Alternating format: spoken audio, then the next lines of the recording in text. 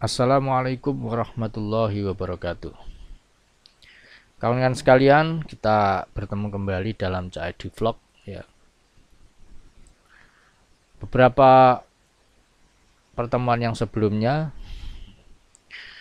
mungkin kawan-kawan melihat beberapa judul di blog saya ketika saya scroll gitu ya ke bawah, yaitu tentang kemarin kan ini yang kita bahas ya, scroll ke bawah ya. Ketika saya sampai di bagian bawah itu ada judul yang kelihatan, yaitu tentang mengurangi kopi.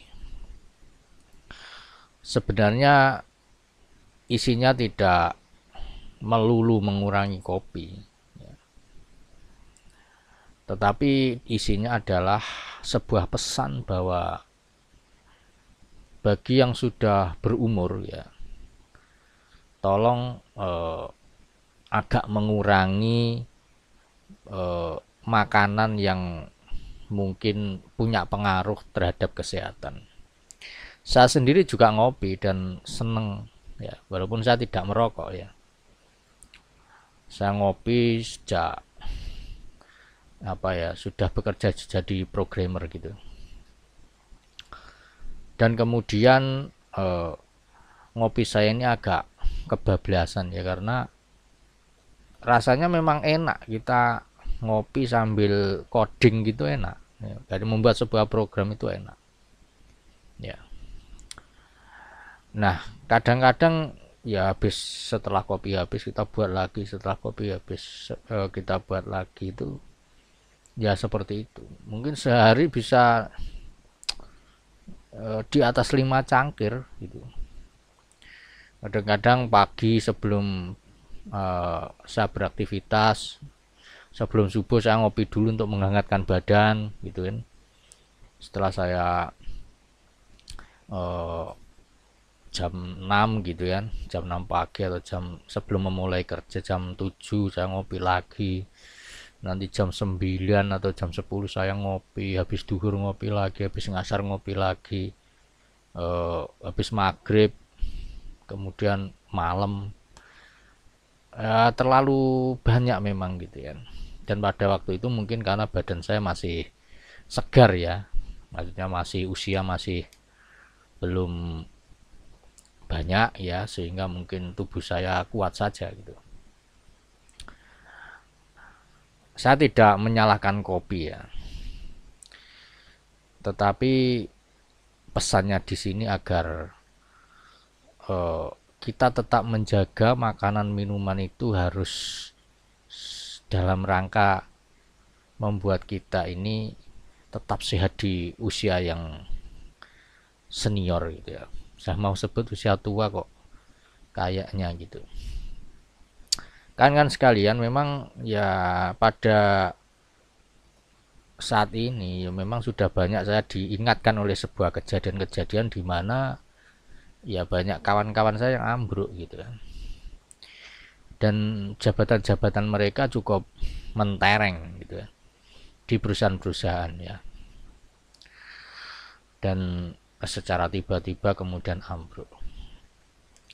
Saya paham bahwa dedikasi kawan-kawan saya di pekerjaan di apa itu memang sangat luar biasa, sehingga kadang-kadang tidak terlalu memperhatikan kesehatan ya. Padahal usia sudah di atas 40 tahun. Mungkin di antara kawan-kawan ada yang masih muda-muda, itu saya ingatkan agar senantiasa memperhatikan hal ini. Kawan-kawan sekalian, coba saya buka diagram ya. Walaupun saya hanya ngomong sekenanya, tetapi ini pesan-pesan penting yang saya sampaikan ya. Oke. Nah ini. Jadi usia itu akan beranjak dari muda ke tua ya. Mungkin waktu itu kita masih berumur 20 tahun, 25, ya 30 masih oke, 35 masih oke ya. Tetapi begitu kita usia 40 tahun itu saya merasa usia di puncak ya, di puncak pertumbuhan ya. Saya tidak tahu istilah kesehatan, tapi saya mengalami bahwa ketika 40 tahun itu kita perlahan-lahan performanya ya itu turun ya. Ya mungkin ini secara umum begitu ya. Walaupun orang-orang tertentu tidak begitu.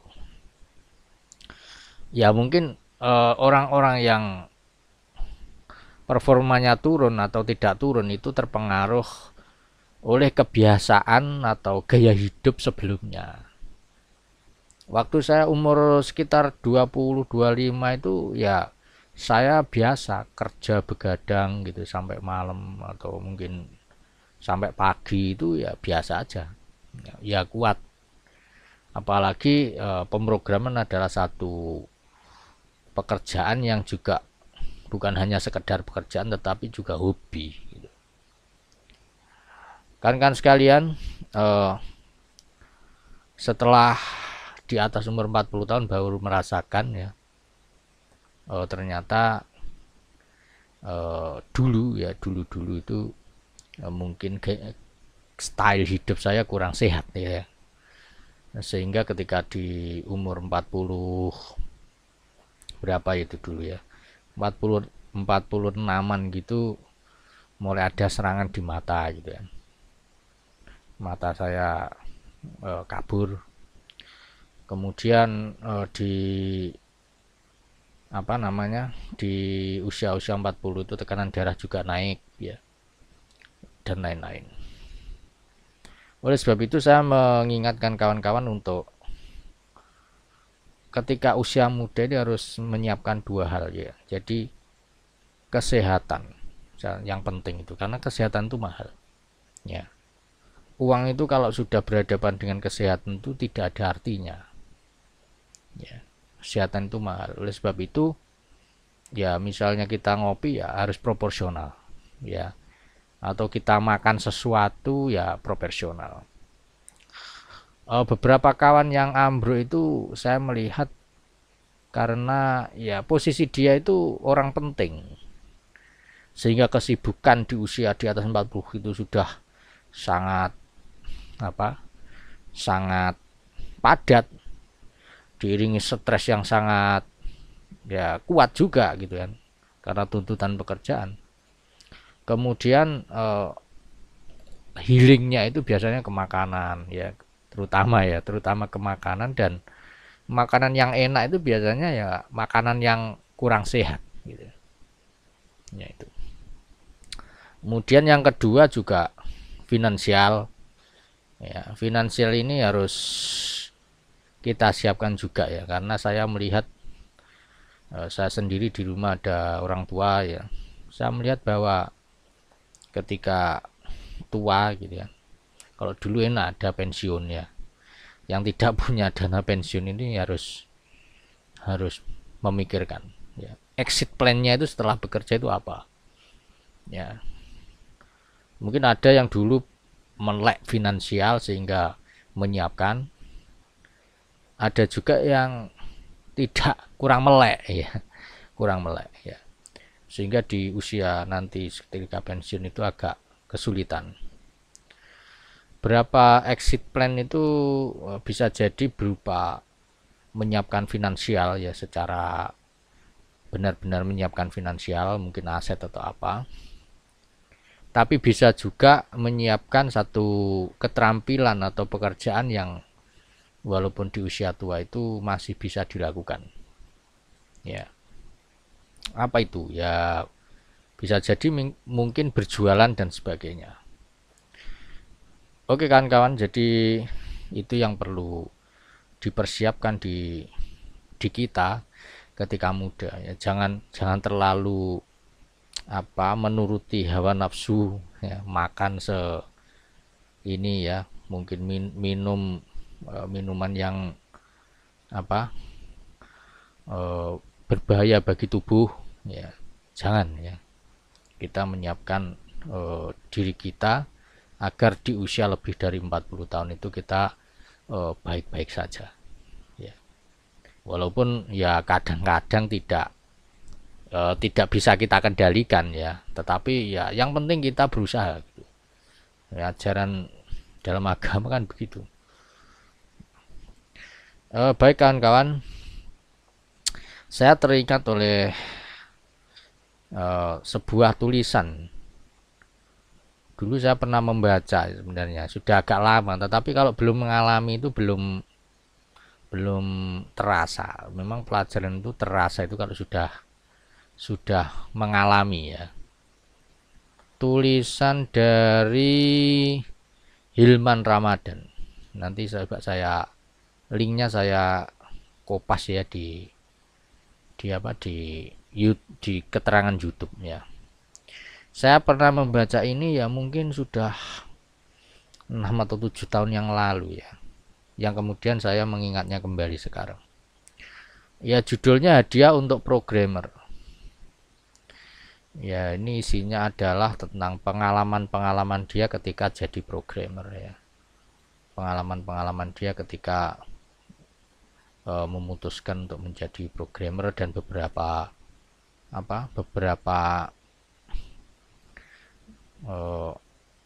hal yang dia tulis yang terkait dengan itu.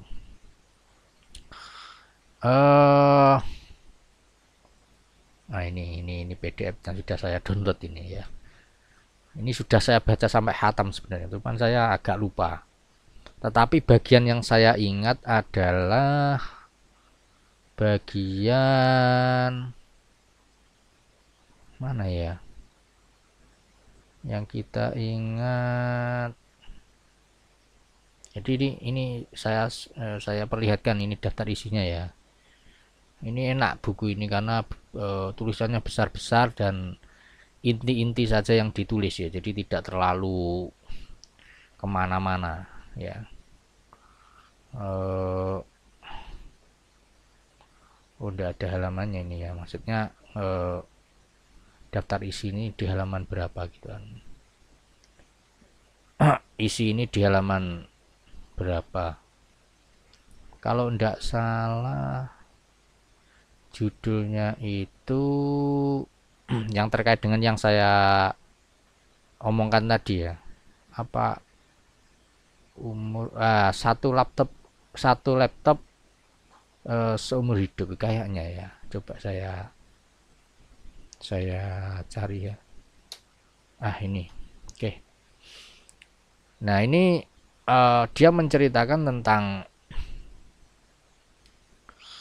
bagaimana kalau kamu cuma boleh punya satu laptop seumur hidup, maka laptop itu akan dirawat dengan baik. Ini walaupun untuk programmer, tapi ini juga cocok ya kalau dibaca bagi karyawan-karyawan atau orang-orang yang bekerja di kantor atau yang di depan komputer atau laptop ya. Ada banyak tema yang bersesuaian. Jadi di sini dia menganalogikan tentang bagaimana kalau punya satu laptop seumur hidup, maka laptop itu akan dijaga agar tidak kena virus atau apa gitu ya, agar aman, tidak hilang ya. Nah kemudian yang sangat menarik itu ya paragraf yang ini, bukan paragraf, kalimat yang ini ya. Mungkin kita akan punya lebih dari satu laptop selama hidup, tapi tidak dengan badan kita.